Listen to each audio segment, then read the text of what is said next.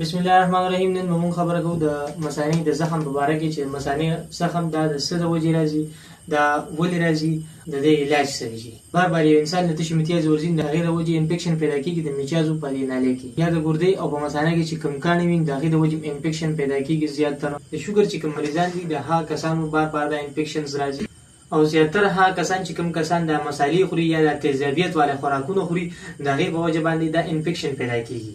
یا هغه کسان چې کوم کسان خپل تشې متیازې هغه ډېر زیاتې ساري لګوي. یو قسم کې مثال په تور سار تشې متیازې وکړي، بیا وایي چې یاره زه به د ماسپښین لمونځ کوم یا بیا اکثر دا 15 واڼه وکړي، نو دغې د وجې زخم پیدا کېږي په مثانه کې. موږ ته به څنګه پته لګي چې بهی د مثانه کې زخم یا به مچیازې ډېرې زیاتې سوځي، او یا به وایي چې یاره بس مچیازې ولې لا ورغلي نه چې بس وي دستی کې زه مو ډایرکټ تشې متیازې کوم که نه بس دا دې بیږي رانه، یا به د پیشاب رنګ چې کوم وي نو هغه به زیړ غوندې وي. بلکل هغه کسان چې کوم کسانو په مثانه کې زخم وي نو د هغې به دا علامات وي.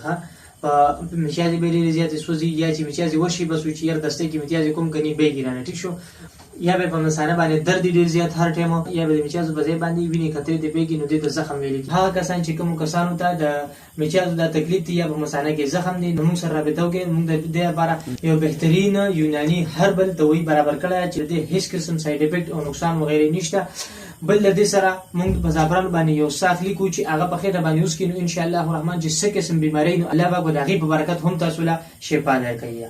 زمونږ په ځان سره نوٹ کې فقیر بڼ حاجي کورون روډ بغداد مردان. بیا که څوک وایي چې یاره موږ ته راتګ ګران دی، زموږ ځای لرې دی، زموږ سره د ډیلیوري هر قسم سهولت موجود دی. زموږ نمبر ځان سره نوٹ کړئ، موږ سره رابطه وکړئ په وټساپ باندې 0315 13 28 555 نمبر باندې.